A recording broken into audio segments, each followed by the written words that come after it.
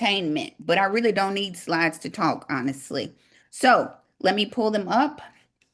We'll get started. Remember, if you got questions, just ask me. You know, I don't care. Just ask me if you got questions. It's not that technical in here. Hold on, let me do my little special. Everybody ready? Let's get started. I mean, if you don't learn nothing new because I'm gonna run it in the ground. So, like I said, you guys, I live in Memphis. I've been a real estate agent over 20 years. We've already talked about this. The cheapest home I ever sold was $500. I always tell y'all that $500, and nobody was at the auction to bid on that house. So then I had to call my friend to come to the auction and bring $501 because I was not going to let that house go back to the bank for $500.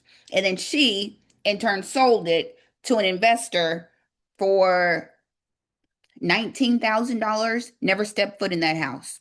She just flipped it to an investor. It was like real. I mean, you can imagine if the opening bid was $500 and she sold it for 19, it needed a full rehab. But to buy a house for $501 and sell it for 19,000 and you never step foot in it. I mean, that's a good little payday right there. So, It is. And yeah. I want to be your best friend, Ashley. So when you get the next one, you can That think, call. It yeah. was so funny, y'all. I posted on Facebook because I was waiting on the opening bid, waiting on the opening bid. I'm walking up to the courthouse and they called me and they said opening bid is $500. And I'm like, nobody is here. So then I posted on Facebook, opening bid $500.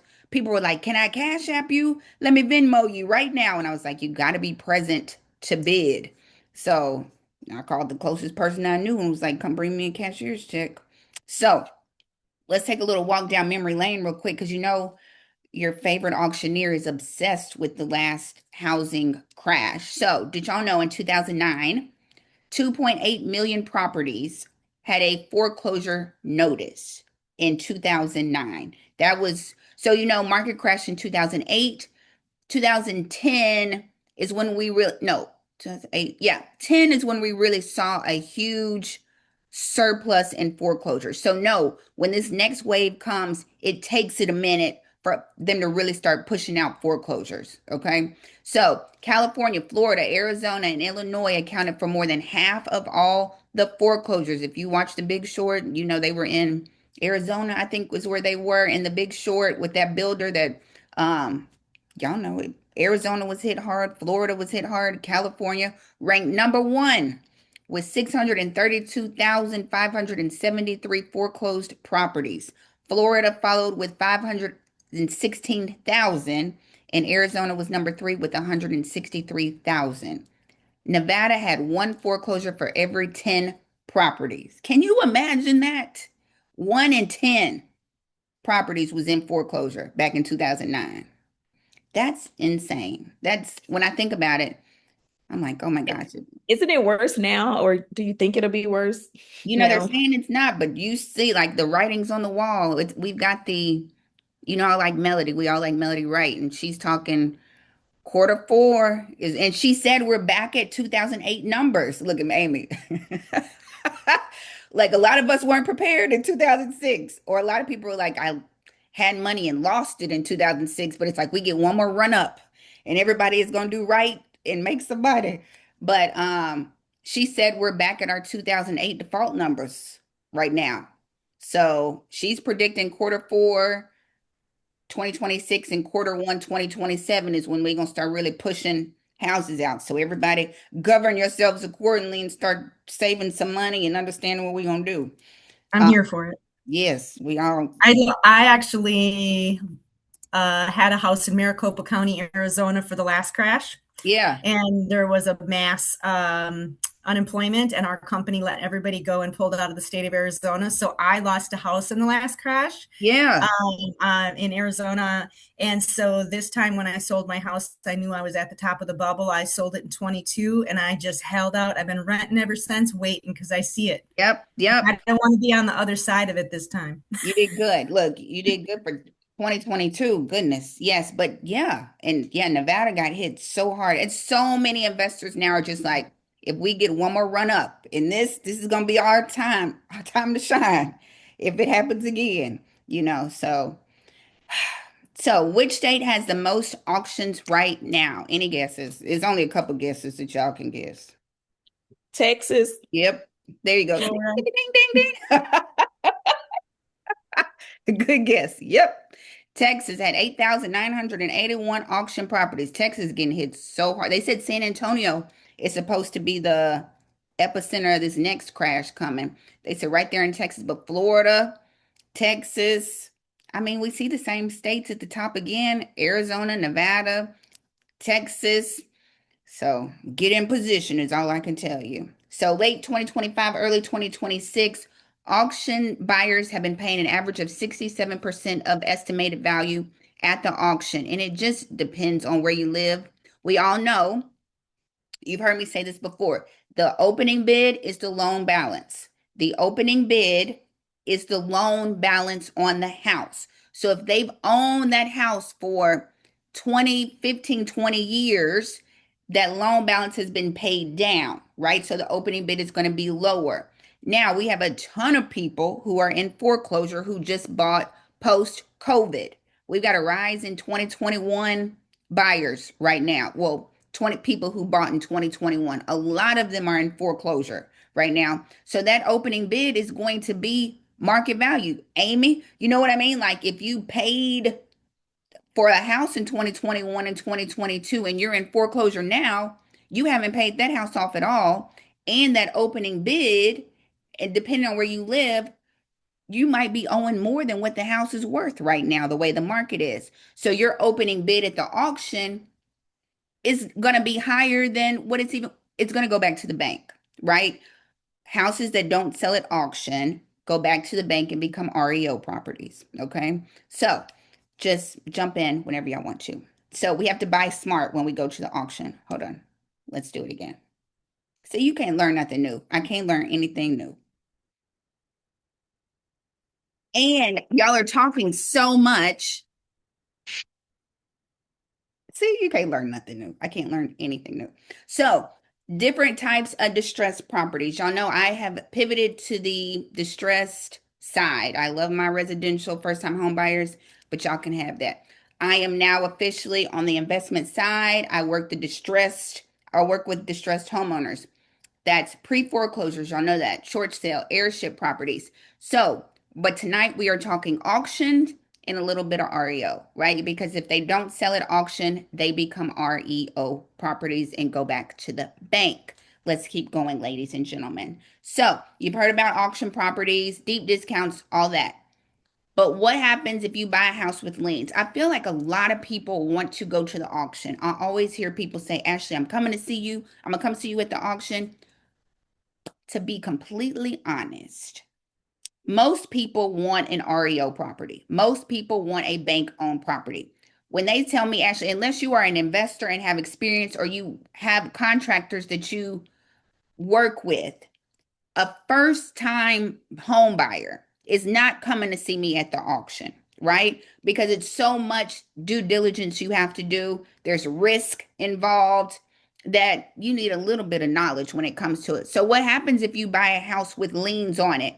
What happens when the sale is postponed? And what do you do when that bid starts jumping up 40 and $50,000 while you're sitting there? That's what y'all come to your auction for, right? So before I got into auctions, I always heard, right? We have all heard that they auction at the courthouse. Like I think it's just something you're like, okay, I've heard that they auction properties at the courthouse, but I never heard like, what time is the auction? What properties are they auctioning at the courthouse? How you pay for them? Like, it was always, you would just hear like, yeah, they auction off properties at the courthouse. And you're like, oh, okay. Because it's so like hush hush, underground. You don't, if you ask anybody, they're like, it's in the paper. Look in the paper for the auctions. You'd be like, what paper I'm supposed to look in? Like, Exactly.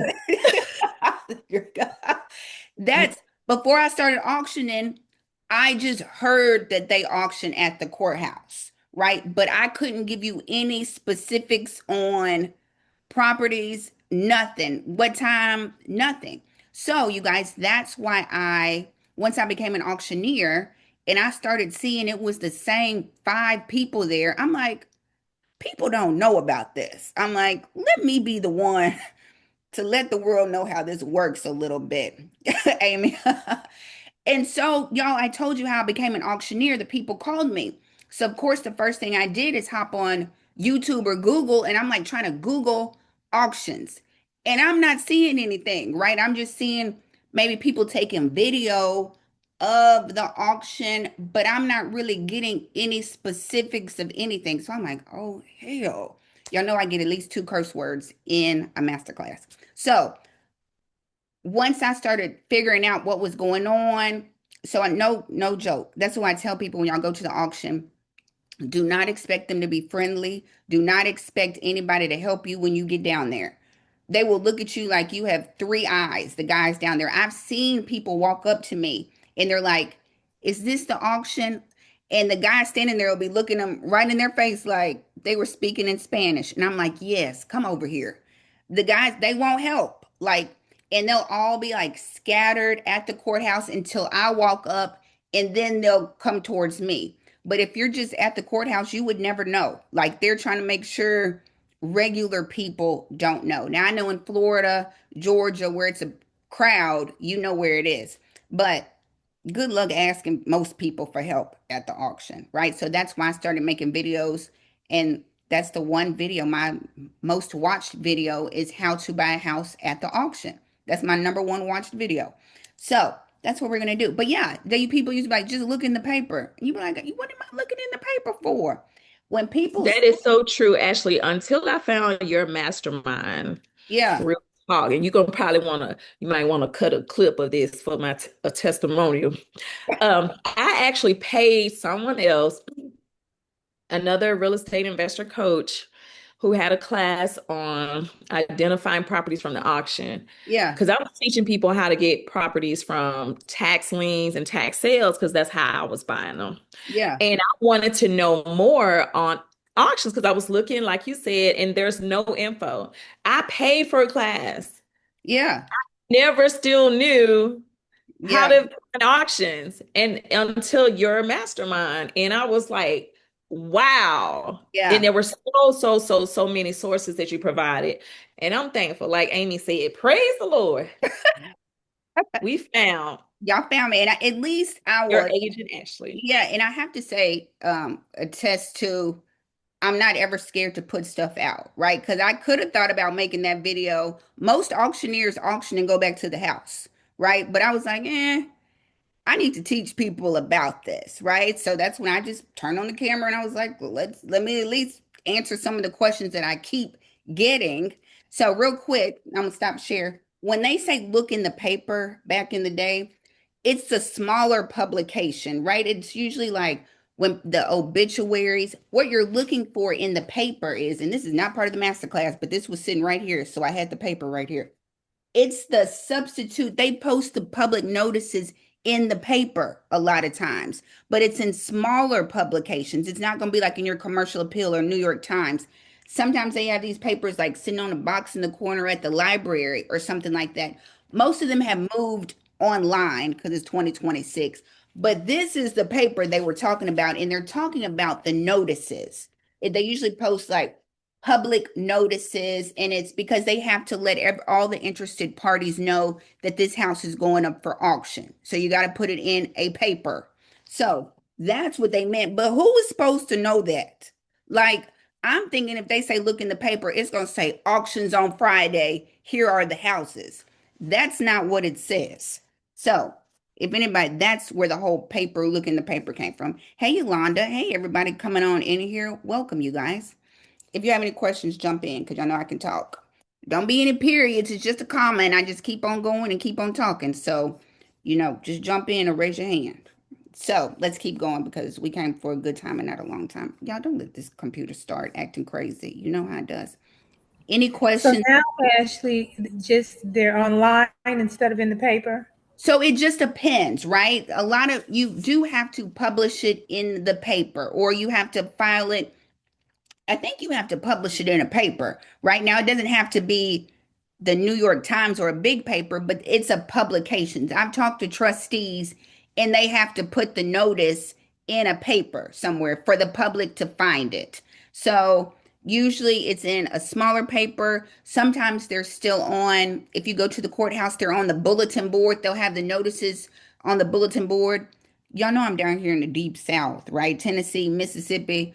Mississippi, you still have to go in and file the notices. It's not electronic or anything like that. They still stuck back in the 1940s. You know what I mean? So it just depends. But yeah, smaller paper, but most of them are online. Most of them absolutely are online. You can find them like that. Um, Let me see why my screen won't let me do this. It does this all the time. Good question. Any other question while I'm working out my screen share? So actually, it's thunderstorms on my side of town, and I know the internet has been going in and out. So I don't know if that has something to do with No, it's the. user error. It's user error. But yeah, I mean, it's thunderstorms here too. You're right. That's what the problem is. Thunderstorms. It's because it's in presentation mode or something and it won't let me. Can y'all see on y'all screen? Hold on. I want it to be present in full screen. Hold on. Yeah, I think you can I don't know. It's butterfly. hold on. Let Hit me Command key. I think you hit Command P. I think. hold on. Let's see if I share it like this. No, it's going to share it. Don't worry. We're going to figure this out. You know, we just have a couple little technical difficulties and I can't even move my screen anymore, you guys. Hold on. Can y'all see my screen? We Yes. can. Can you refresh it maybe? Look, the whole thing going. Okay, here we are. We're back. Boom. Thanks. It was just me clicking too much like a 12-year-old. Okay, let's keep going. So again, myths you hear just check the paper and show up. If you dare not check the paper and show up at an auction and you will have your feelings hurt and be lost in the sauce for sure. You have to prepare before you come see me at the courthouse, right? If nobody shows up, you'll get a good deal, right? You've heard this before. If it's only a couple people there, you can get it for $1 over. That is true. But let me tell you really quickly, if you live in a city, like a big city where people come to the auction and you come to a good auction and the opening bid is low and it's a great house and you are the only one there, that's probably a setup. I would not even a setup, but I would be very careful on bidding on a property that nobody's there and it seems like a deal that is too good to be true. A lot of times it is too good to be true. You'll be bidding on that second lien or it'll be something like that. Um, I had a guy, Kevin, he was on our mentorship, and he was at an auction and he was bidding on it. The opening bid was so low and he was bidding, but the guys recognized him and they were like, stop bidding. It's a second lien. And so he was like, thank you, God. And he called me. He's like, Ashley, I was about to lose about $60,000 buying a second lien. But the guy behind me was like, stop. It's a reason why you're the only one out here bidding. So it's nice. Now, in rural areas, I live in Tennessee. Some of y'all live in rural areas where honestly, it's only one person. The auction I had last week, it was rural Tennessee. It was the neighbor there bidding on the house. Like when you're in those places like that, you don't expect a crowd to come because they don't know about the auctions out there. So they're okay, rural. But if you are in a place where most people come to the auction and they bid, and that deal seems too good to be true, I would double check it. I would be very careful about bidding on that property because it should be some people there if it's a good opening bid. So a lot of times it's a second lien or something like that that you don't want to bid on. So the bank handles everything. When you go to the auction, the bank handles everything. It'll be move in ready. Is that true, you guys? Well, I put the answer up there. No. Can you see the inside of an auction property before you bid on it? Nope. No. What else? One lady, that was her first time at the auction. She said, when do I get keys? I was like, when the last time you crawled through a window, Miss Barbara? She was like, oh, okay. I was like, yep. She was like, when do we go to closing? I said, we opened and closed already. She was like, oh, okay. I was like, okay. So no, y'all know, sight unseen, and we will get there. You are buying blind at the auction. You can't see anything. People can live in it, and you are paying cash at the auction. The bank handles nothing but that opening bid and sending you your refund and deed in the mail. That is all they handle. So, where do we find foreclosure auctions? Here's some sites if you don't know. If you're familiar with, some you're familiar with, some you're not. I like MK. Y'all know I share that site all the time. MK Consultants. Those are actually some of the auctions that I work at.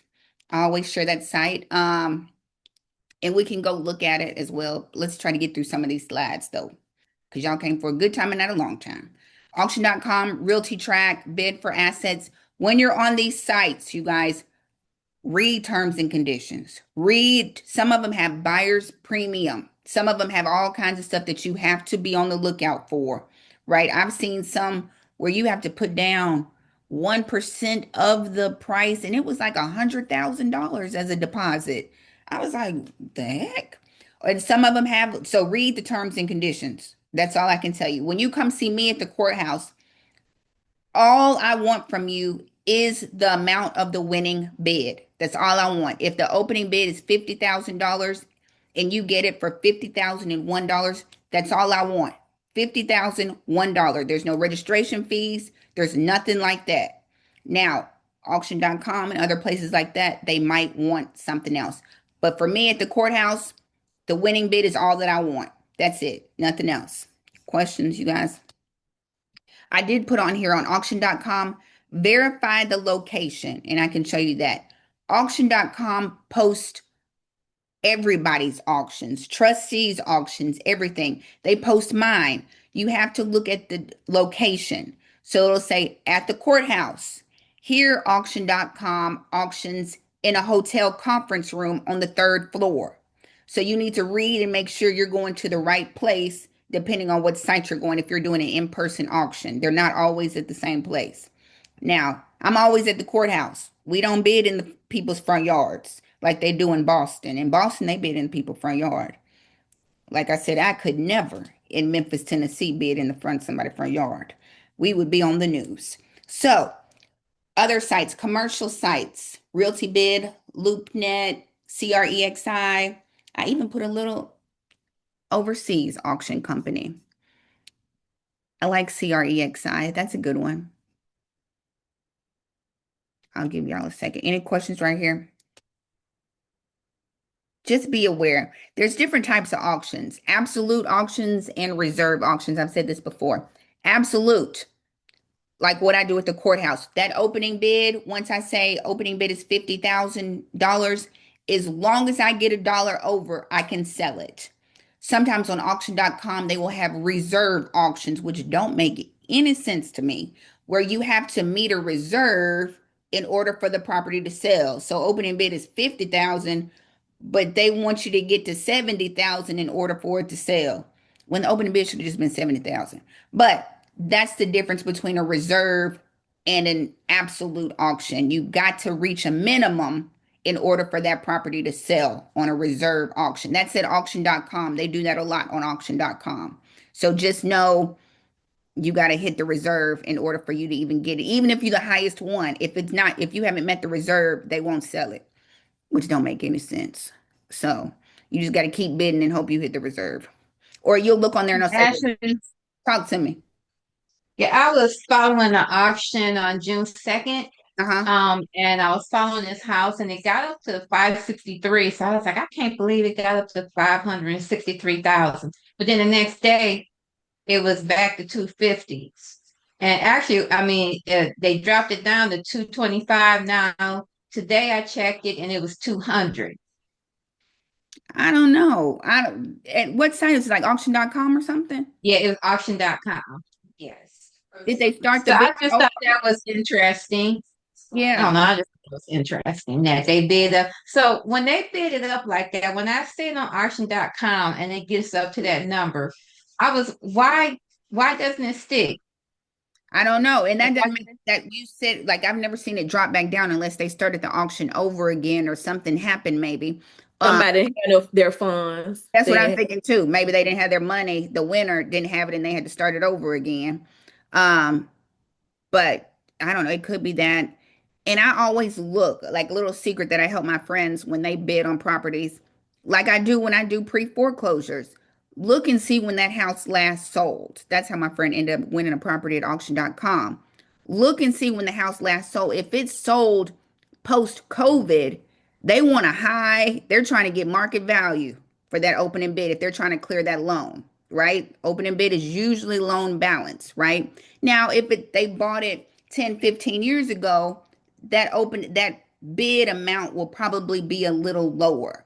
But if they just bought it and lost it in foreclosure within the last 4 to 5 years, they're going to want you to be close to market value to even win that property. So do a little research to see maybe what number they might be looking for when you're bidding on a property. But yeah, maybe they didn't have the money. Mm-hmm.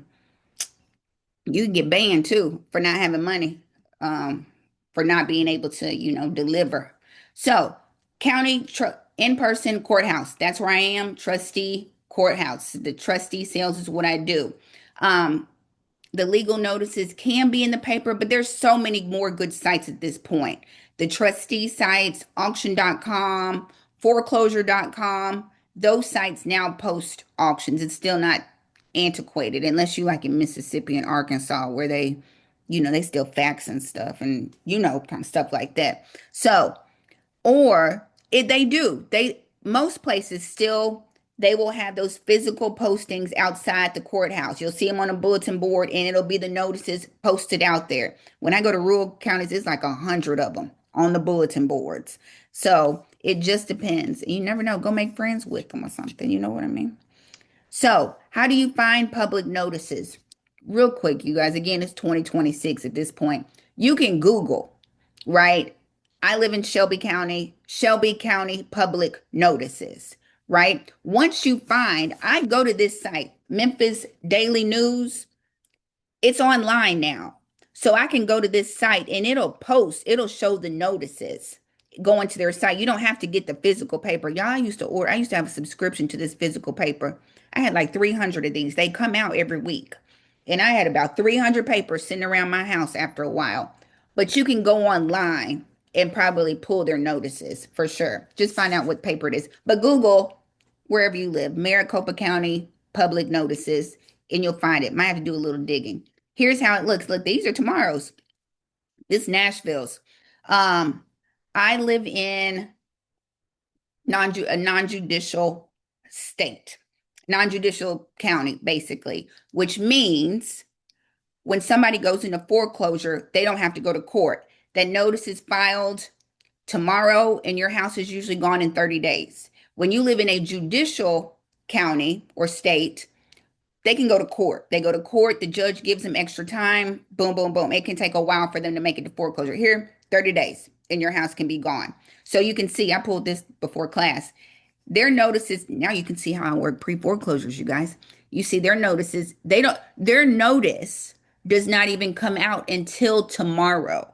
So they won't get this foreclosure notice until tomorrow's Friday. So mail not running tomorrow because it's a holiday. They probably won't get this until Tuesday. So we're not talking about pre-foreclosures, but for really quickly. So when I pull these notices and when I call these people, they haven't even gotten their foreclosure notice yet, right? Because it don't even come out. They don't mail it out until tomorrow. So I try to pull these notices early and get in front of them first, honestly, or send my letter first. And a lot of times my letter and their foreclosure notice hit the same time. And they're like, you were like a angel from God because we just got our foreclosure notice. Did you? Who knew? Who knew? So this is how public notices, boom. This is their auction date of their first notice. So if you're going to the auction Nashville, you can start keeping a spreadsheet of properties that are coming down the pipe that are going to auction and kind of get a head start on them too. So that's when you Google, some of them look like that. That's Nashville's notices. Foreclosure auction, just a refresher, public auction to the highest bidder at the courthouse. REO, properties that did not sell at auction and went back to the bank. Okay. I feel like a lot of newbie investors really would like a REO instead of going to the auction. Here are some REO websites. Look at me just throwing this in there just for the sake of throwing it in there. If you're interested in bank-owned properties, here's a couple of sites. If I've talked to you and I have just completely convinced you not to go to the auction at this point, and now you want to go to the bank-owned sites, here they are. Hopefully, I have not turned you off from buying at the auction already. Hey, everybody. Hey, Esmeralda. Oh, so nobody turning their camera on today. That's fine. Don't worry about it, Candace. Esmeralda. Hi, Ashley. Hey, hey, You you. know what? I would have my camera on, but I'm on my phone. I just came back from a showing in Northside Chicago, and I don't know how to freaking turn it on my phone, so I apologize. No, it's okay. You know, I'm just kidding with you. I'm gonna throw just a little bit of shade, but no, I know what you look like. And your beautiful face. So, REO bank sites, if you're interested in buying directly from the bank right now, let me not act like you're going to talk to somebody at Wells Fargo. They've got a listing agent sitting out there in front of them that you have to go through to submit your offers. Next Thursday's class is REO buying REO properties. Okay, next Thursday. So let's get started, you guys. Look at there with my little shaking. Okay, so step one. Once you have found your public notices, you guys, every great bidder at the auction, they are organized. They keep a spreadsheet. They keep a spreadsheet. Address of the property, all the details, the auction date, repairs needed, just the details that they need for the properties, right? Properties get postponed and canceled all the time, left and right, all the time. So on your spreadsheet, when a property gets postponed, and we'll talk about the difference between postponing and canceling, even though they sound kind of self-explanatory, but that's okay. I'll still explain it myself. So properties get postponed all the time. The homeowner might be trying to sell it. They might be trying to do a modification. They might have filed bankruptcy and the attorney is just given enough time to see if they're actually going to go through with that bankruptcy. So they will postpone that auction to a later date. If you have a spreadsheet, you just put the new postponement date so you know when to be back at the courthouse again. You've got to keep track of everything. And I also say, know your game plan. What's the plan? What are you going to do with the property? Are we keeping it, holding it, flipping it? What are we going to do with it? Have a game plan, but that also depends on the numbers. Depends on the numbers, you guys. But get organized. Get you a spreadsheet and start filling it out. Drive by the property. I only have two things that I say when it comes to going to the auction. Two rules I live by. You have got to drive by that property and you've got to do a title search. Drive by and do a title search. Talk to me, y'all. If we are driving by a property that we cannot see the inside of, tell me what things we might be looking for when we're driving. What things can we look for if we can't see the inside of it to determine how much we're going to pay for it? Y'all can talk to me. We're looking at the roof, the condition of the roof, if there are any HVAC available Mhm. outside. Yep. What else, Um, y'all? How many cars are next door to the neighbors? Okay, we're looking at the neighborhood, right? Are we looking at the street, maybe? What else are we looking at? The windows, if they've been replaced or they're old school, rotted out. Yep. We're looking for all repairs on that house. We cannot see the inside of it, right? So we can only go by what we can see on the outside. So we've said exterior repairs, roof, windows, anything, chip paint. What else are we Y- looking for? Yard, front yard. Like sometimes the houses are like in the back where the garage is instead of the front. Okay. So I guess the layout of the house, trying to see what that layout is, if the yard's in the front or the back. What else? Talk Mhm. to me. what's Does it near have a the garage? I'm sorry. No, go ahead. It's okay. Does it have a garage or is Okay. it just space? Does it have a garage? Mhm. What else should we be trying to figure out if we're driving by a house to And determine, is it occupied or vacant? boom, are people living in that house? Right? That's something you need to find out really quickly. What do y'all think are good signs of a house being vacant or a house being occupied? Tall grass? Yeah, tall grass for sure. Um, Cars in the driveway. Does the porch light come on? Yeah, I promise I drove by a house that was being auctioned off the next day and the man was pulling the garbage can to the front. I was like, okay, so they for sure live there. He was pulling his garbage can out like it was just a normal Tuesday. Cars in the driveway. Um, all kinds of, okay, let me give a disclaimer. Be very careful when you go to these houses that you're going to bid on. People can live in them, right? I'm not telling you to walk up on anybody's house, even though I know there are plenty of investors that will walk up to a house and knock on the door to see if somebody lives there. Don't, be careful. But yeah, drive by in the daytime, drive by at the nighttime. Are there lights on? Is it a porch light on? Some people will go over to the meter or try to turn on the water on the side to see if to see if it's got power. Um, Talk to the neighbor. yeah, that's a great one. Talk to the neighbor. Do are they still there? How long have they been there? Absolutely. If you are buying a house, sight unseen, and you're going to pay 20, 30, $50,000 for it, you want to know everything that you can know about that house. I'm like, how many kids they got? They got some pets. I need to know what I'm about to walk into. What's going on in this house? So look it right. You need to know if it's occupied, if it's vacant. Because guess what, ladies and gentlemen? If people live in it, who's got to evict them? We do. Yeah, absolutely. Y'all got to evict them. That is not, once you buy that house, Bert and Ernie and Jack and Jill and their kids are going to be your problem to get them out of that house. Okay. They do Uh, not get evicted once that house goes to auction. Okay. So that's something else you have to account for in your budget. Evictions. Okay. Everybody with me? Any questions? but sometimes those auctions have it where the the previous owner has like outstanding water bills and light bills and stuff like that. Mm-hmm. Mm-hmm. Mm-hmm. So it just depends, depending on where you live.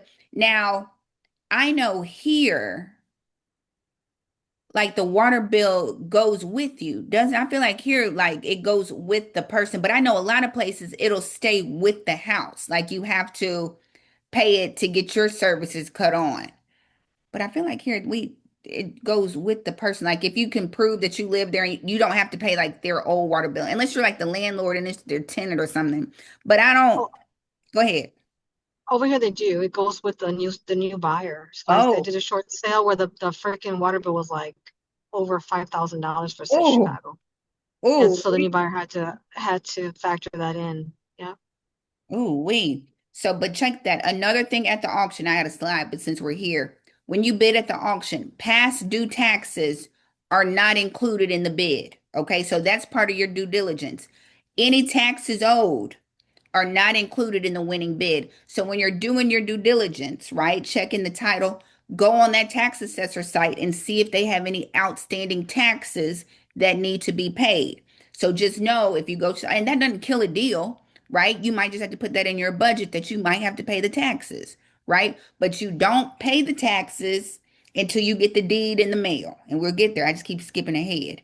You don't pay for anything until you get the deed in the mail. So check the neighborhood, condition of the property, vacant or occupied, drive by during the day and during the night for sure. So yeah, I just put a couple of things so you know if it signs that the property might be vacant, right? Mailbox overflowing, things like that are also good signs of, if the property is vacant. But a lot of these people still live in them. So signs of property might be occupied, grass cut. Y'all know what it looks like when somebody probably live in the house. So, and like you said, neighbors can be your best friends. Ask for the neighbors. Also, I mentioned some exterior repairs, and we're going to talk about how do you factor in exterior repairs, okay? Because you can't see exterior and interior repairs. You cannot see the inside of that house. And that's what trips up a lot of people. I've been at the auction and it's people there for the first time, and they were like, how was I supposed to know how much money to bring? I'm like, you got to set your budget before you get here. And they're like, oh, I'm like, yeah. So, because I've had people bid, I make an announcement now, but they'll bid and they'll be like, my guy's at the bank, he's about to bring the money now. No, sir. You have to have your entire funds here as soon as I say the auction is over, because that's not fair to anybody, right? If everybody could call and bid it up and get somebody to bring them a check, then everybody would do that, right? You have to set your bid before you get here. And then if it goes over your bid, then you're just out at that point. So those Wow. are things you have to know going to the auction. So you set your max bid. What are you willing to pay for that house? and you bring all of that with you to the auction. And so if somebody was like, what happened if you run out of money? There's no such thing as running out of money. You just close your mouth. That's it. You out until the next auction. That's it. You don't keep bidding. So just check and do your due diligence. And if you have a contractor, tell him to drive by the house. Again, sometimes it's not, if you're a new investor, I would not say going to the auction straight in the beginning is the best route unless you have somebody who can help you. Okay. So take pictures. Take pictures of the house, especially if you're bidding. I always tell people don't get your heart set on one house at the auction. Don't get your heart. Make a list of multiple properties that you're interested in. Okay. And how do you we're going to talk about it. Since you can't see the inside, how do you calculate? I had something else on the tip of my tongue and I just forgot. What was I saying? You got to calculate, make sure somebody drives by. Dang, I lost it that quick. It'll come back to me. Dang, I can't think of what I was about to say. How do you, Contractor? yeah, I said, that's what I was thinking. Contractor. I don't know, y'all. No, I was going to say, oh, that's brought it back. Thank you, Esmeralda, even though it just triggered what I was going to say. I met a guy at the auction. Baby, I got a story for everything, don't I? I got a story for everything. Met a guy at the auction. He said, you're the girl from YouTube. I'm like, I am. He said, I remembered one thing that you said that I will never forget. And I said, what? He said, drive by that property the morning of or at least the day before. And I said, yep. He said, okay, so auctions get postponed. Like I tell you, they'll get postponed for 3 months or 6 months. He went to look at a house January, perfect house. It got postponed to March. He said the morning of the auction, he drove by the house. A tree had fallen on that house the night before because of a storm. And he said none of the guys at the auction knew, and they were still bidding that house up. A tree was in the middle of the house. And he said, I remember what you said. He said, drive by before you bid. It doesn't matter if it's been postponed 16 times. Drive by that house. They might have burned it to the ground. I have seen, look, investors burn houses to the ground, right? Drive by because you're going to be mad for the rest of the year if you bid on a house that's been burnt down and you paid $70,000, $80,000 for some ashes. You're going to be mad for the rest of the year. So, hear me, drive by it before you bid on it, okay? Just to make sure. So, how do you determine repair costs? And this is going to be different for everybody. I asked a couple of my favorite contractors, how do you determine repairs on a house that you can't see the inside of, right? So, everybody's kind of got their own method. So, one of my contractors said he goes by square footage, right? Square footage and bedroom amount. Like if you've got a 3-bed, 2-bath house, you know each bathroom's probably gonna cost you about $5,000 to fix it up. He said I'd say $20 a square foot, bathroom 6 to 8,000, and kitchen 10 to 15,000 average, and 20 to 30 square foot covers a total rehab. So they do it by the numbers, right? $30 times the square footage. If it's 1,800 square feet times $30, that's where his numbers are, right? And then but you still got to put a cushion in there. Still put a cushion in there. You know what I mean? Because you can't see if their air conditioning works, if the HVAC works. You don't know any of that. So that was his thing. Bathrooms are usually $6,000 to $8,000. Kitchen renovation, boom. Right? If you can peek through the window and see it doesn't need all that, and you already know it's gonna need complete paint, probably complete flooring. Boom. That's what his numbers are that he goes off of. The bigger the house, the bigger the budget needs to be, right? So, how do you calculate? So, some people, you could do the 70% rule. We all are some 70%ers over here. That ARV times 70%. If it's fixed up and ready to go on the market, fixed up, market condition, ready for an open house, take that number times 70%. So if it's $315,000 fixed up, ready to go on the market, times 70%, $220,000, $220,500 purchase price. And then some people do minus repairs from that 220.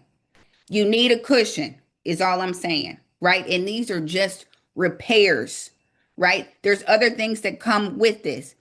Holding costs. How much are utilities going to cost? If you're going to sell it to a real, if you're going to sell it, what about commissions, taxes, insurance, all of that? You've got to put that in your budget, right? So that's why I tell everybody, I'm going to say it a million times, stay in your budget.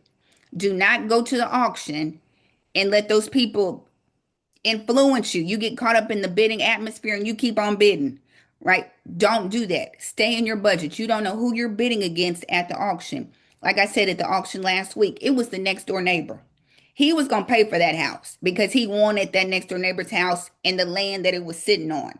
You wanted to buy it and fix it and flip it, right? So that neighbor is going to pay more than you.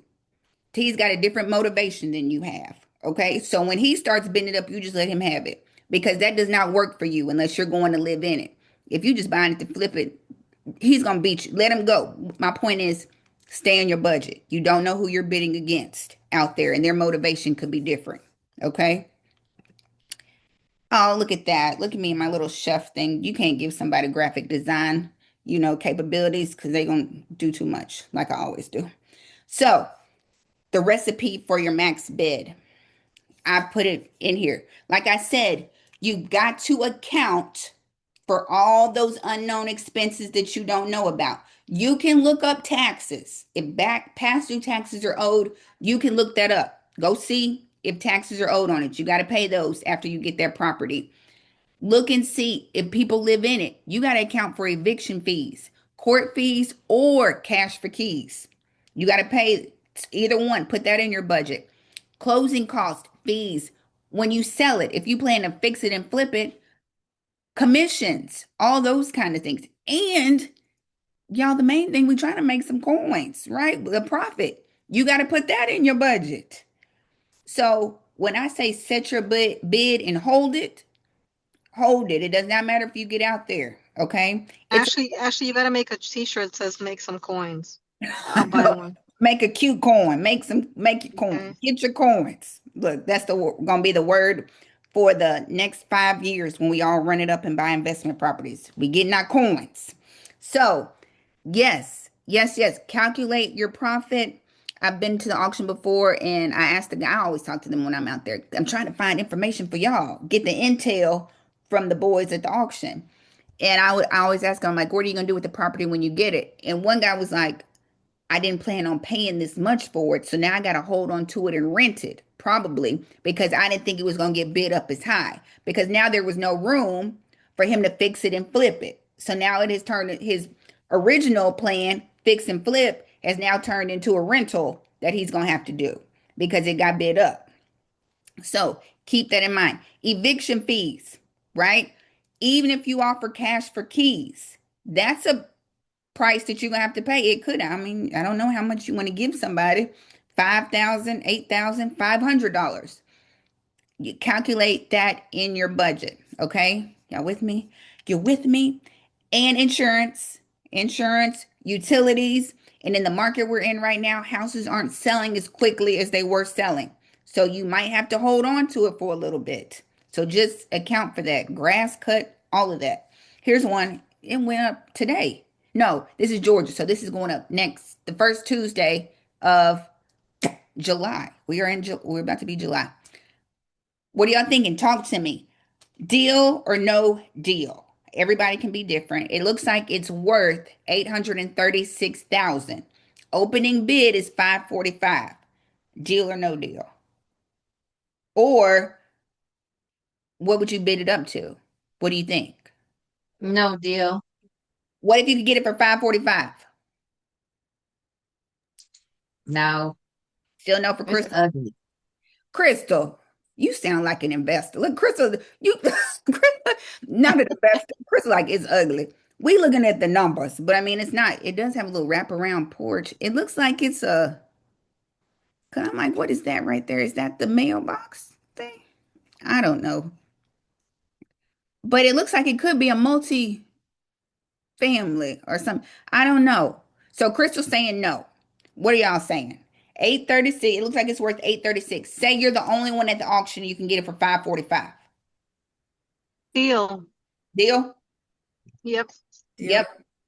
We got them yeses. Okay. Okay. Now, if it gets bid up, now, if you had to bid on it, how high are you going? So that house is what, Six four bedrooms? 620. What you say, 620? Mm-hmm. You want a 620. Got you. Four beds, three baths. You can't see the inside of it. Just looking at this picture, I should have clicked on it. I should have put the link. But I don't know if I understand the layout of it right now. But I guess it's a wraparound porch. But that one, so we got some deals. If you could get it for 545 and it was worth 836. Cendrica said, no, you don't like how she looks. She ain't a cute girl. She needs some.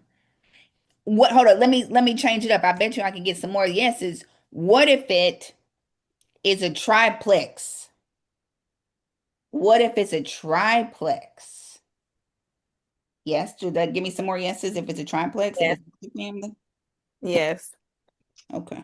Just wondering. When you say triplex, do you mean like it's a multi three apartments in it? Yep. Okay. Would that change your mind? Yeah, no, that's perfect. It's Yeah. just in Illinois we say 3 units, 2 units, or Oh, like okay. yeah, yeah. So I didn't understand that. Okay. Yeah. Yeah. Okay. Okay, here's another one. This one went yesterday. Today? I think this one might have went up today. Opening bid 300. 300, ladies and gentlemen. I don't know anything about North Hollywood, but 300 in the I estimate. do. That's a smoking deal. As long as they ain't got no hole in the roof Yeah. Yeah. or in the floor, a sink. Okay, that's 885,000. Opening bid is 300. Goodness, somebody should have called them and seen the seller should have sold it themselves to get the money. So, Amy, it's a yes for you. How high would you go, Amy? Ooh, I was just out there. Boy, I don't know. Because you can't see the inside. So I'd four maybe bedrooms. tap out at like 550. Okay, okay. That should account for four bedrooms, three baths. I don't know the roof, but it looks like got some palm trees. Look, nothing I'd like. live in it though. I don't think I'd find a buyer. Yeah, just go ahead and so that's when I say a lot of times at the auction, I've been into the auction before, and it was a guy out there, and he real nice guy. He was new, he didn't really know what was going on, but he had his money, and he pulled me to the side and he was like, he said, I'm just out here. He said, my daughter is getting married, and I see the interest rates and everything right now, and I was just gonna buy her and her husband a house if I could get one for cheap and pay cash for it. I was like, Wow. I know, must be nice. So I was like, I'll keep you in mind. But he's like, I don't need, she was like, he was like, they don't need nothing big. He said, it's just them. They're young. But if I could find them a nice house to live in and I could buy it at the auction and pay cash and then they would pay me the mortgage, I'm looking for something like that. And I was like, yes. So people do go to the auction to buy maybe for themselves. I've seen people buy like vacation houses because some of them beach houses go up for auction and you can get a great. That's what I'm hoping for. Y'all know I hope I can get my beach house for $22.17. That's what we're hoping for. One day. We'll see. So most people, is this a yes or is Amy by herself? Who else is jumping on with Amy? Cendrica, you said yes. Yep. Yes. Yolanda, After we Yolanda. drive around day and night. Yeah. Different times of day and night, on the weekend, on a Monday morning, Saturday night. It looked nice. It looks nice. Amy It says, looks beautiful. yeah. Yolanda Gardner, you bidding on it or no? You on mute. Yolanda, like, don't start fooling with me, Ashley. Don't worry about it, Yolanda. You can just nod your head. It's it's okay. It's okay. So, you guys, don't forget if you ever figured out, Yolanda, just let me know. I'll take your answer. Don't forget to check for past due taxes. And that does past due taxes won't kill a deal if it's a good enough spread. You just put the taxes in your budget and just know once I get this house, I'm gonna pay the taxes. Boom. Don't let that kill a deal, right? Um, Past due, put it on your spreadsheet, and that'll help you with your maximum bid. Just go to the tax assessor site. Trust me, they don't care who paid the taxes. Log in and act like you want to pay the bill, and you can see if they owe any money on that, on if they have any past due taxes. It's not included. in the winning bid. Okay. Now, I've said before, do not pay any taxes until you get the deed in the mail. Don't pay any taxes. That homeowner can file bankruptcy, and I've seen it happen. File bankruptcy, they will send you your money back that you paid, but I don't know if they're going to send you your tax money back. I've asked, and most investors are like, don't pay the taxes until you get the deed because they'll give you what you paid at the auction, but I can't see the city giving you your taxes back. They're just going to say, thank you. Thank you. How long does that take to get the deed recorded? It just Delivered to you? depends. So here, and it's going to depend on your trustee, or it depends on the foreclosure attorney. Here, if they're local to Memphis, the bidders can get their deed within a week. The trustee might even call and be like, come pick up your deed and your refund at our office. Now, if it's going in the mail, I would give it at least 30 days, but it usually comes before 30 days. They're going to take your money because I put it in the mail as soon as I leave the auction.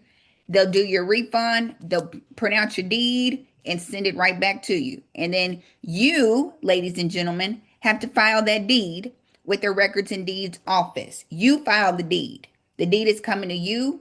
You take it to the county record and deed office, show it to them so your name can go on title.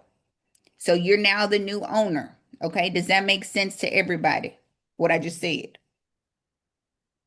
Yes, no, maybe. Yep. Yes. Okay, you file the deed so your name can be on title. So don't do any repairs or pay the taxes until you have the deed in your hand. Some places check city and county. We have city and county taxes here, which don't make any sense to me at all. But check city and county taxes. One, they might have paid city, it didn't pay your county taxes. Some do have taxes. Make sure to check both. I have both here where we live. So just something to be mindful of. So, you know this. You can look up property taxes. Just go to the tax assessor site and put in the address, act like you want to pay it, and it'll tell you if it's any owed and how much they paid each year, honestly. I got a guy right now who's in foreclosure. His auction is next week. Inherited the property in foreclosure. Property was paid for by his mom. I guess they got a HELOC or refinance. Tell me why the taxes was $7 a year. I think they were a veteran. $7 a year. And he is in foreclosure about to lose the house. I'm like, but I'm like, dang, I didn't even know your taxes could be $7 a year for the whole year. So, any questions before we talk about title searches and we all go to bed? Can I keep going, ladies and gentlemen? Yes, yes, yes. Hey, Hank, I didn't even see you down there. I know he like Ashley. Don't start tonight with me. Hello. Oh, okay. We put on our Luther voice, our Luther Vandross. Okay. Hello. Okay, let's talk about title search. Two things. I've already said it. I cannot stress enough. Before you go to the auction, drive by and do a title search. I'm going to give you a brief overview of title because this can be very confusing, right? But I'm going to try to make it as least confusing as I possibly can when it comes to title. Because when a house goes up for auction, they are auctioning off the lien. They are auctioning off that lien. So it can be the primary mortgage they're auctioning off. It can be a HELOC that they're auctioning off. I've seen Chase credit card as the lien holder going up for auction. You don't bid on that. You're not going to get ownership if you pay off their Chase credit card at the auction. Okay. So I'm auctioning, they're foreclosing on a lien to get paid. Okay. But there are only three types of liens that we buy. That's it. You only buy a lien that will give you ownership of the property. Okay. And we're going to get there, but we're going to talk about how to look at title. Don't worry. So there are a couple because y'all ask me. Investor friendly title search tools. I've asked people like, how do you do a title search if you don't want to pay the closing company or something? I talk to my closing company. We have a good relationship. I'll say, look at the title before I'm thinking about buying something. And they'll do like a soft title search, a soft pull, and can see what's on the title. But here are some sites. I know a lot of people do titlesearch.com, I think is what it is. But or Property Radar, Data Tree, I've heard of those. But if you have a good relationship with your title company, maybe they'll do it for you, just a soft pull or something like that, just to make sure you're buying the first lien on that property. So those are a couple of sites to check out. I have not used any of these sites, but I've heard of other people have used titlesearch.com. I've heard of people using that one.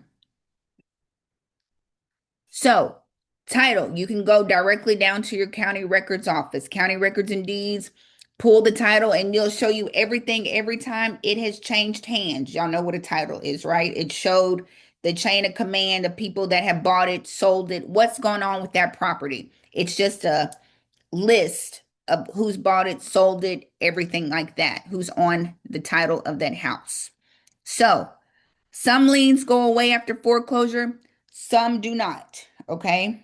So hold on, let me make sure we can all see this. There are survival. I put clearly I'm always goofy on my slides too. Now, this is something I want to stress to everybody. Y'all know I work with pre-foreclosures. That's my jam. Boom. I've said this before.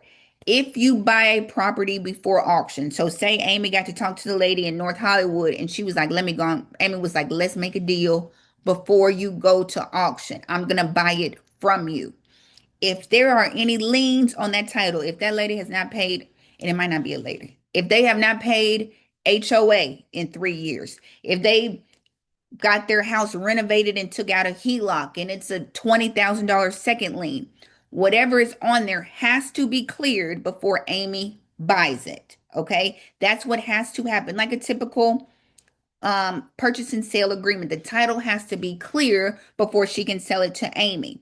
So a lot of times that will make a deal not good to an investor, basically, because if I buy it before, that means your payoff is going to have a first mortgage on it. It's going to have HOA. It might have a HELOC on it. So now your payoff is just too high that it doesn't make sense for an investor. Once a house goes up for auction, I've said this before, and I say going once, going twice, sold, it clears that title. So a lot of people will say, I'll just get it at auction because it will clear all you're paying for at the auction is her primary mortgage, the HOA liens, her HELOC, any judgments are gone, right? So some people are like, maybe I'll just get it at auction because I can get it for cheaper instead of trying to talk to her directly.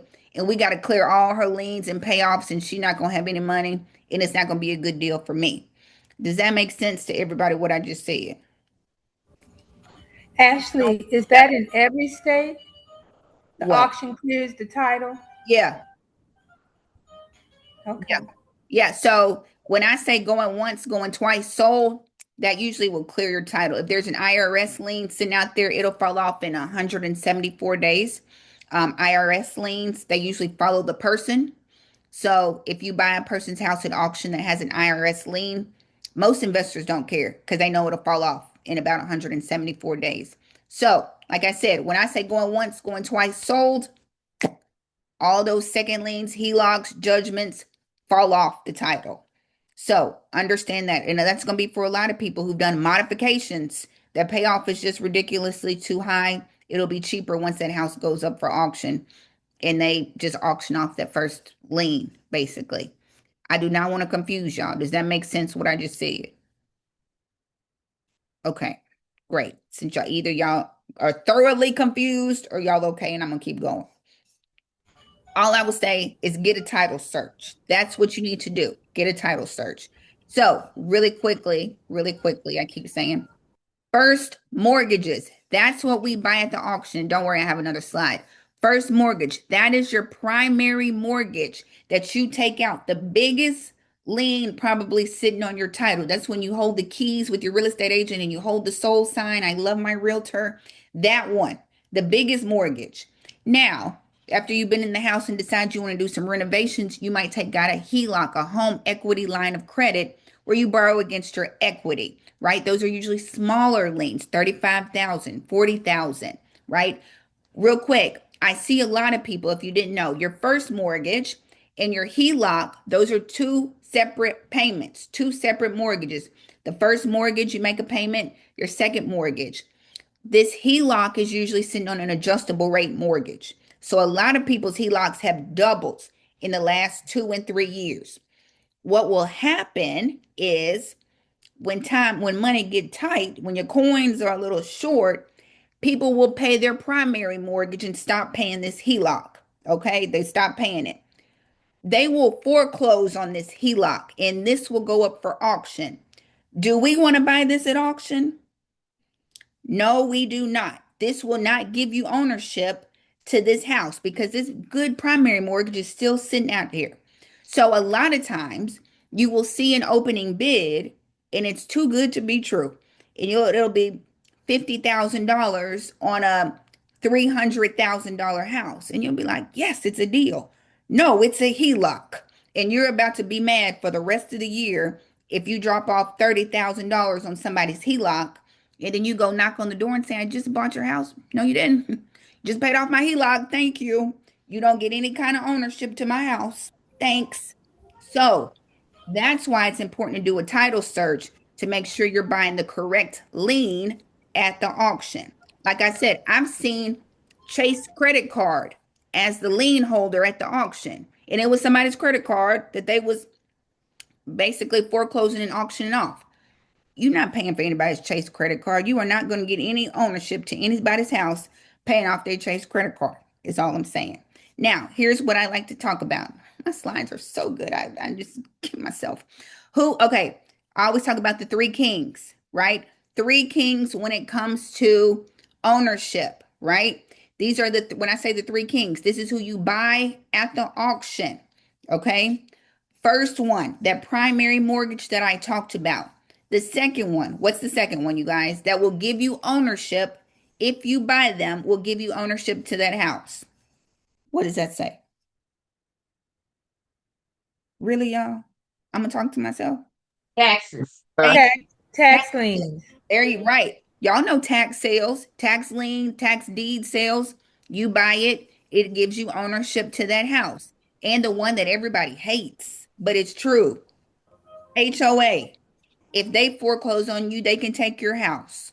If you get behind and they foreclose on, yes. So when you go to the auction, you can buy the primary mortgage, the first mortgage, you can go to a tax sale, and you can bid on HOA liens and get ownership of the property. Okay, does that make sense to everybody? The three kings, that's what you bid on. Now, like I said, there's second liens, junior liens. Hold on, is somebody? Look, I hear somebody. Oh, Angela. Look at Angela down there. Oh. No, you're good. Second liens, mechanic liens, credit cards, child support. Those can all be liens on your title too. You're not bidding on any of those. Don't bid on any. These are the only three that will give you ownership to that property. Does that make sense to everybody? So, I have a question. talk to me. If like for Florida as an example, Mm-hmm. um what if the property has a major assessment on like a condo or a house or whatever, a house in an area that's run by an HOA, and Yeah. they did a mass assessment? And how do you find out about that if it's sitting out there? Like, how do you, like in a regular real estate, I know how to do that, but Yeah. how do you find out if there's one sitting there? That's crazy because sometimes the sellers won't disclose that if there's an assessment going on, especially with condos, they'll get you on condos. And I don't know when they do an assessment, they don't put a lien on you, do they? They don't, not I immediately. don't think so. Yeah, I don't think they put a lien on you immediately. Like they just put it, and a lot of sellers won't tell you that they have an assessment. I don't know. And for roads, I know sometimes too with primary, they Yeah, know that it's coming down the pipe. How do you find that info? and that's because sellers are supposed to disclose. I don't know if you'd have to, because I guess I would probably do a retail real estate search of other units around there mm, and get a hold of the association and actually in person. That would probably be the safest way. yeah, Okay. If call the they're allowed. yeah, I would call the Because HOA. yeah. Yeah, Yeah. huh? Okay. I'm Thank sorry. you. I thought Esmeralda was about to say something. Yeah, I would for sure call HOA, and that goes for everybody. Before you buy an HOA area, call because they will. That's what a lot of Florida people are doing. They've got those property assessments and selling, and they won't tell you that they have an assessment. Y'all know what an assessment is. I don't know if y'all know. Like in a condo, there's a condo here downtown, and they need a new elevator, and it's like a 30-story building, and they need an elevator, and it's going to be like $200,000. So they'll divide it up by the tenants and put that on you where you have to pay it as an assessment to pay for the elevator. So a lot of homeowners will sell knowing they have an assessment, but they won't tell the new buyers that it's an assessment for the elevator. Does that make sense to everybody? If you didn't know what an assessment was. So that happens a lot. It happens a lot in condos. They'll do an assessment to fix something or fix the pool or repaint or put a new roof on and hit everybody with it. So, if you can't afford it, you better try to sell it, but then they won't disclose to the buyers that there's an assessment. I I would, don't, excuse huh? me, I don't know how they do it in other states, but wouldn't that be considered to be like a material defect? Should be disclosed? I Oh, think yeah. that It should definitely be disclosed that there's an assessment. But some people, that's too much like right. They're not going to tell you because who wants to buy it now? You got to buy this condo, pay taxes and all that. Oh, and we got a $40,000 assessment that you need to pay too. I mean, I know you know of course you're supposed to disclose it. But she's saying if they don't, where could you find that information? And I guess you just call the HOA and just dig as much as you can dig. I would call the HOA and see because they do give HOA information, name, phone number, and see. And then if they don't, then you just turn around and sue them. I'm just kidding. But goodness. Actually, I have a question too. You talked about the three kings, and these are the ones that give us the ownership. I just don't understand for the secondary liens and things. Why would they auction them off when you're not buying anything? Why? What's the purpose of that? So it's a lien. Think about it. It's a Chase credit card, baby. You're in the business just to get paid, right? So they put a lien on you, and all they want, their whole mission is to get paid. They want that lien paid off. So like if you don't pay a contractor, right? And they do your whole kitchen, they will put a lien on your house. And the whole lien is so they get paid. If you sell your house, they want to make sure they get paid, right? So that's with everybody. When people put liens on your houses, they Yeah, it's I understand that, but I'm saying why is it allowed to be sold at the auction when the buyer is not really receiving anything? They're just paying the debt off. they just trying to get paid and they hope they find Boo Boo the fool who paid it. Maybe that's what you know what I mean? Like if they know they'll Because you're really not buying anything. you just paying off their lien. You just pay and they're hoping you did not do a title search and you just saw this opening bid for $7,500 and say, yes, I'm about to buy a house for 7,500. And lo and behold, you're just paying off their Chase credit card. But Wow. most of the time, most people when you look at the notice, it tells you who's foreclosing. So it'll say Chase credit card. So nobody's going to be at that auction. You know what I mean? Like when I saw Target foreclosing at the auction, Target's name was on it. Nobody bid on it, right? Because it was Target, but they're trying to make some money the best way they can. So yeah, but most people know not to bid on a Chase credit card once they see who the lien holder is. And so the person just keep your house. They're just their second mortgage or whatever, that's now gone once it goes to the auction. Is what basically you're saying. It's gone. They don't have one anymore.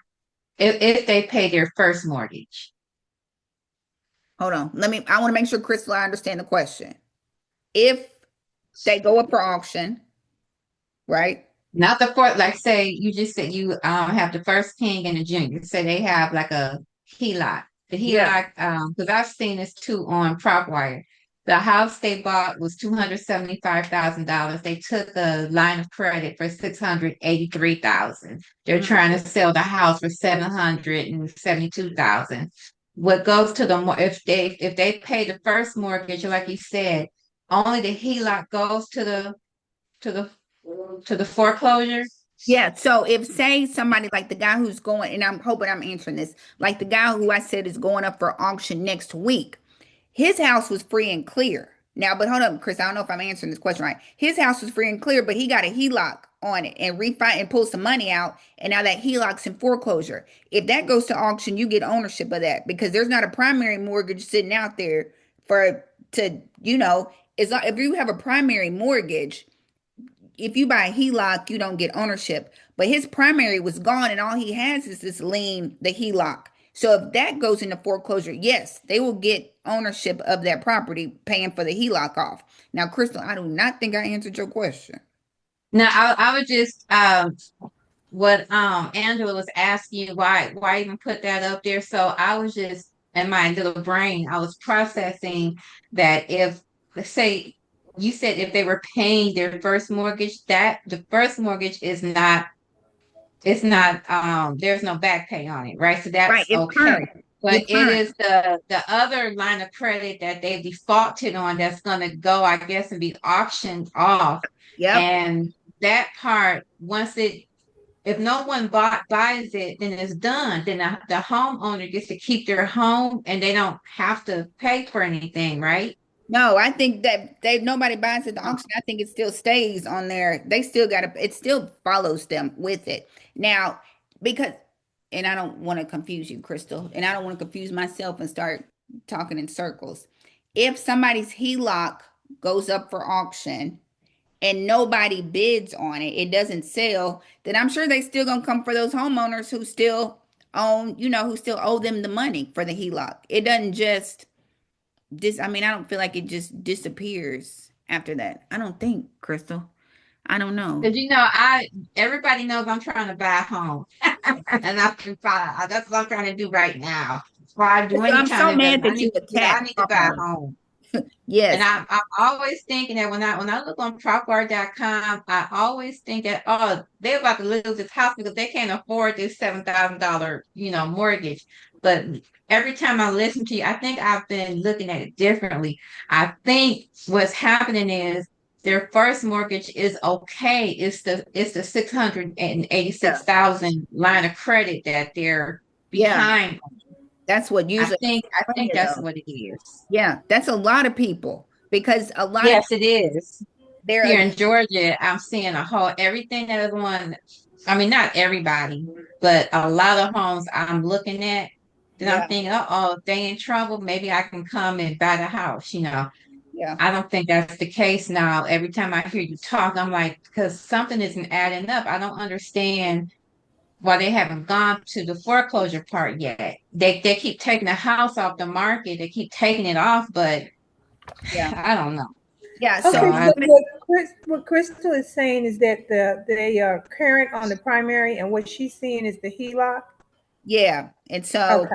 yeah. And so again, like I said, the HELOC, they'll auction off. And you see a lot of that. People have done modifications. They like that refinance, they will auction that off.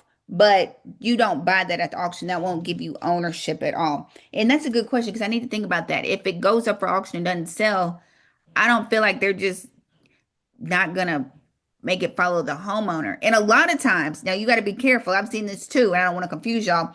If the first and second is with the same bank, they will combine them sometimes.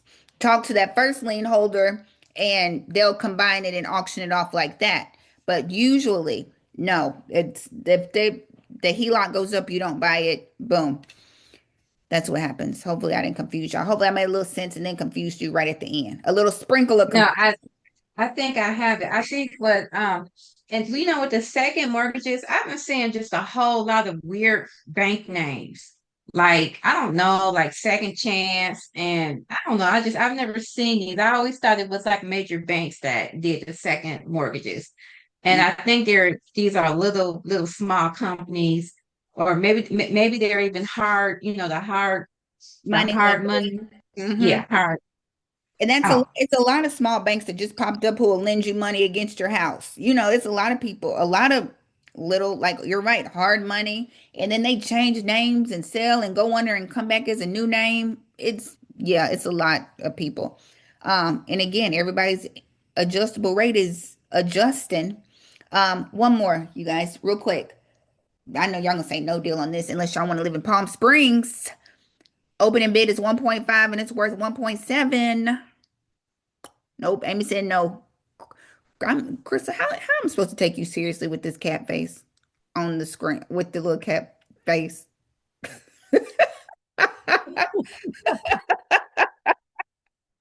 Then Chris is just talking, having a good, serious conversation. All I can see is the cat with the earth behind it. That's okay. Thank you, Crystal. No shade because you turned on your camera. Thank you. So, anybody taking this one? Opening bid 1.5, unless you want to live in Palm Springs, California. Y'all see, do y'all notice that it says under contract? Y'all see that? That means they might have a buyer with an offer sitting out there on it, and they were in foreclosure and went up for auction, but I don't think it's sold. Not for 1.5. So the bank might give them a chance to sell it, or the bank might take it back and take the buyer and have the buyer reach out to the bank. But people, it's a lot of people on the market that are in foreclosure and not telling people that they're in foreclosure and trying to hurry up and sell. Is for sure. Now, real quick, when you look at title, a lot of times you'll see WD on the title and MTG. I'll show you an example. The warranty deed, if you've ever looked at, I'm going to show you real quick. The warranty deed, people get confused on this, show who owns the property. The mortgage shows there's a loan tied to the property, right? You'll often see both recorded on the same day. And let me show you real quick, and then I'm gonna let y'all go to bed. Let me give you one example, and then I will let you all go to bed. Just so you know what I'm talking about. Because here in Shelby County and Memphis, they have all our business wide open. And I can see everybody's title and what they got going on their title. Can y'all see my screen? Yes. I'll ask you and then answer for you. I'm assuming y'all can see it. Property search. This is how I can look at title. So when I talk to homeowners, I can already kind of get a glimpse of what's going on their title. Hold on. I have an example. So I've got it kind of smaller, but as you can see, this is a foreclosure notice. And I just wanted to show you his title. So on the foreclosure notice, his address is 7620 Hedgington Drive. I'm going to put in 7620 Hedgington. Okay, here's his title. Now, remember I said you'll see warranty deed and mortgage, WD and MTG recorded same day, June 24th, 2005, June 24th, 2005. When I say mortgage means there's a loan on the house. Warranty shows that it's the owner's transferred, is what my screen said. So when I'm looking at title, another thing to look at. I'm not going to give y'all an in-depth title search because you will be confused more than you are confused now. But I can see what lien is being auctioned off by looking at their notice. Can y'all see my screen? I know I made it a little smaller, but can y'all see? Boom. You see the instrument number? Can y'all see that? It says instrument number 05100. I can go to the title and find the instrument number, and I'll know which lien is being auctioned off. So if I looked at the instrument number and I came back over here and it said HOA, or if it said Chase credit card right here as the instrument number associated with the notice, then I would know I'm not going to buy that house because Chase Bank is foreclosing. But this is his mortgage right here. That's who's foreclosing on him. Yep, one instrument number 051007200. 015 is this one right here. You see how the instrument number matched the instrument number with the county records and deeds. That's how I know it's the mortgage that's being foreclosed on. So everybody, that makes sense to everybody. That's another way you know, so you can tell who the lien holder is. Okay, so you can do the title search, find the instrument number, and match it with the foreclosure notice. Yeah, so this is that public notice that I showed y'all at the beginning, how it comes out every Friday and I mail to them. Remember, Mm-hmm. this is that Mm-hmm. notice right there. And on it, it'll say his name, his address, his auction date, first auction, and the instrument number. The instrument number aligns with the county record and deeds office, like this title. So I will find that instrument number that's going up for auction and it says mortgage. And I know that is his mortgage that is going up for auction. So if it said HOA or if it said, I don't know, child support or something like that, then I know don't bid on that. Or if it said home equity line of credit right here, I would know don't bid on that. That's not going to give me ownership. That makes sense. See, I taught y'all something real quick. Y'all didn't know that the instrument number aligned with the deeds office, the county records and deeds Mhm. office. I actually have a question. Sure. So you said that with regard to HOAs, Mm-hmm. that we could buy that lien as well. And Mm-hmm. then how would we take ownership of that, Yeah. So once you of the get property? HOA, because I've seen it, I've auctioned off HOA. Yeah, you evict them and go to court if they don't want to get out. Just like if you bought their primary. If you go to court and evict them, your HOA lien will stand in court and the judge Oh, will. So same exact way. Because people are confused on tax sales. Because y'all are like, well, if I buy the tax sale, what happens to that mortgage that's sitting out there? When you buy right. a tax sale, they're first to file taxes. Oh, that'll wipe out that mortgage sitting out there if you buy a house with tax sale. Yeah, it wipes out that mortgage. It sure So will. the HOA, I'm sure once you got to wait to get the deed and everything in the mail for the tax sale. But yeah, tax deed sale, they'll send you the deed to the house. And even though there's an existing mortgage, so that would be wiped out? that first mortgage, yep. I know people always ask that, what happens to the mortgage? It's a saying, first to file, first to I can't think of what the saying. It's a saying that they say, first to file, first to something. But yeah, when you go to a tax deed sale, you get ownership of that property. They wipe out that first mortgage. Um, but tax deed sales, a lot of times they'll come back and reclaim it though, because the right of redemption. So you just have to be careful on that. So And those are found readily where you said in trustees or in those auction, those other websites you first mentioned for auction for HOAs? I don't see HOA a ton, but it can be a trustee sale, it can be on auction.com. It's Okay. just when you see the lien holder, yeah, but I honestly don't see a ton. They let you get way behind before they auction you off, honestly. Y'all, we about to wrap it up. I'm landing the plane. I'm landing the plane, you guys. Okay. I think this is like the last slide. If it's not, I'm gonna make it be the last slide. So checklist, little checklist, find the property, drive by it, repairs, delinquent taxes, title search, set your budget, stay organized, stay in your budget. Don't let those people send you out because they're bidding the property up. Don't forget about right of redemption, right? It means people can come back and claim the property. There's different laws depending on where you live. Some right of redemption, 30 days, 90 days. Usually you don't have to worry about people coming back on foreclosures because they would have to pay the entire balance plus interest, and most of them don't have that, right? Tax sales, they will come back and pay their taxes back off. If the homeowner does come back and redeem the property, you get all your money back. Okay, they will send you, I've talked to plenty of investors, they will send you your money back. If that homeowner files bankruptcy and you just bought a house at auction, they'll send you your money back. Don't pay any taxes and don't do any repairs, okay? Until you get the deed in the mail. I'm taking up too much of the time. And so, foreclosurelaw.org, you can look and see your right of redemption state laws. Foreclosurelaw.org. I think this is my last slide, you guys. Hold on, I'm clicking all over the screen. Don't forget if people live in it, you have to evict them. Okay. Cash for keys. Offer them some kind of money, see what their motivation is. If you can be out by the 30th, I'll give you $2,500. Don't give them the money until they out. Y'all know how this works. Don't be crazy. Okay. Make sure they're out, and then you give them the money. Okay. Be sure of that. And then if they don't want to do that, then you got to go to court and evict them. Refunds and deeds come in the mail. Refunds and deeds come in the mail. That's why people get increments at the auction. You get their cashier's checks in increments. You could get one cashier's check for $100,000, or you could get four cashier's checks for $25,000. Okay.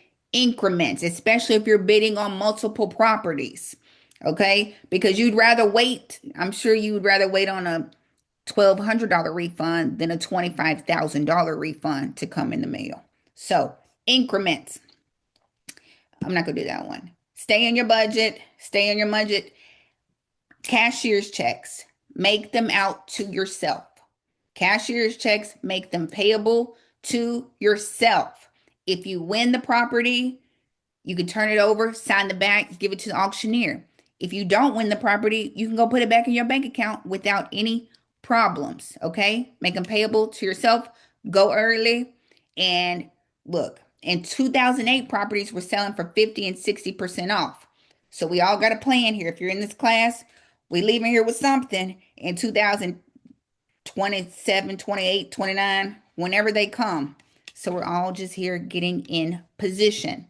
So I'm gonna wrap it up right there. I don't really have any more slides. Actually, when you they Talk don't to have a problem sending the deed or refunds to a PO box, do they? Yes, they do. Thank you, Hank. Great question. A lot of investors do have a PO box. I don't know if all of them do, but one of my companies will call me back and say, call that bidder back and give me a main ad. Because imagine you don't really want to send $20,000 to a PO box and something. So they'll call back and say, we just need a home address. We need an address. We don't want to send it to a PO box. So, yes, I have had trustees say no PO box, Hank. Good question. I'm gonna add that to the slides. Uh, when you they don't advertise your home address, do they, as far as the winning bid, do they? No, they don't ever, usually they don't advertise anything. You know what I mean? Like, um, the only thing, like this one site that I've showed y'all before, um, MK Consultants, right? It just shows the winning, but it don't say who bought it, who the investor was, or anything like that. And Hank, think about this. They don't know who bought it anyway until you file the deed, right? And you can on when you fill out your paperwork, when you buy it, you can buy it in your name or you can buy it in Williams LLC, Williams Investment LLC, Making Big Dreams Come True LLC, right? So most people don't even know who bought it after it's sold unless you really start digging deep, honestly. You know what I mean? It just says what maybe what the final bid was, but it doesn't say Hank the bank with an 800 credit score bought the house. It don't, you know what I'm saying? They don't say all that. You know, who lived at 123 Main Street, the third house on the left. You know what I mean? So I ain't saying that. So here, and we're gonna go to bed. This is like this week's. You see the results. Here's the auction. Y'all can see my screen, right? You see all you see is okay. Here's the opening bid, and here if it was a winning bid. See, you don't have Hank the Bank next to it. You know what I mean? You just see, and again, they don't know who bought it until the title is filed, until you file that deed on title. You know what I mean? So that's when they find, but they don't make an announcement. You know what I mean? Big Hank bought the property on Friday. They don't say that. So here's this week. Like I said, PP postponed to July 28th. CXL means canceled. And you see, we got a lot of opening bids, big opening bids in LA. 2.3 million, 4.5 million. So that's what a lot of postponements and things like that. So there you go, ladies and gentlemen. We got some big opening bids. Maybe get behind on a $2 million house mortgage. Come get the keys. That's what I say. Don't worry about it. I'm gonna leave the door open for you. The keys will be in the mailbox. Don't worry about it.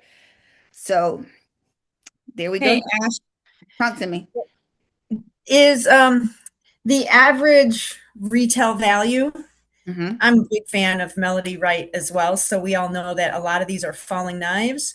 Is Hmm. there a certain percentage or people use kind of right now as things are ticking down to get a true number on that average retail value, or is that a crapshoot? I think it is, but you know, we used to do the 70% rule, but now people are doing 60%. You know what I mean? Well, if we get 40 to 45% in a bubble over Yeah, 36 months, I don't know how to do that math. you do. So some of these deals just want, so that's why we think maybe it'll be an REO wave or a bank owned wave because a lot of these opening bids at the auction just don't make sense. And a lot Yeah, of the these, numbers aren't The math is not mathing. Mm-mm. And so a lot of these, if I was to look, especially when Georgia's numbers come out, they're all bought post 2020, post COVID. So they're all just overpriced. All of them are overpriced. So I don't know. That's why I'm Okay. trying to position Well, for. if you find any good math or any good formulas that make sense, let us know, because that's the scary part, the unknown. That's a lot of percentage to be messing around with. And that's what they said. A lot of investors are in trouble now because they overpaid and now they can't get out of these properties, right? You bought it wrong on the front end and now you can't sell it, you know? That's why we're seeing a lot of foreclosures for investors. You got to buy right. You got to buy it correctly, for sure, for sure. Okay. Yes, Thank good you. question. Absolutely. Any other questions before I hang up on y'all? Any other questions before the screen goes dark? I'm just kidding. Bye. Y'all know the replay will be, I'll send y'all the replay. Um, that's all I got, you guys. That's all I have. Any questions before I hang up the phone? Before the FaceTime goes off? Ashley, you email us the replay or it's just out there? How do we get it? I say I'm gonna email it to y'all. But then I invite so many of y'all to come, then it's like y'all are like, you didn't send it to me. So then I put it on YouTube. Um, I'm gonna send it out to everybody I send it out to tonight. So y'all can get the replay. Okay. And then if that doesn't happen within the next 48 hours, go to YouTube. But no, I'll probably send it to y'all. I'll do my best. I'll do my best. Any other questions before I hang up? No, I'm thank more you. being it's the next class is July 8th, right? For your Mentorship. the next one? I Oh, didn't even okay, do the okay. slides. Look, I didn't even do the mentorship slides. Next REO class, we got one more class in June. This will be the fourth one next Thursday, same time, same place, 7 p.m. right here. REOs, buying bank owned properties. That's the last one for June. And then July 8th, that Wednesday, I think that's the first Wednesday in July, mentorship starts. Y'all with me? So y'all got another class, and then we got mentorship in July. Boom. That's all I got. Any other Okay. questions? See you Wednesday. See ya. Have a good night. What Wednesday? You mean Thursday? Yeah, Oh, next I thought Thursday. you said Wednesday. Okay. See, Chris Thursday. already. And I'm gonna try to get my camera working. Just come I on don't back want with to the get cat face. feedback. It's okay. It's okay, Crystal. Okay. Bye, Good y'all. night. Good night. Bye, Crystal.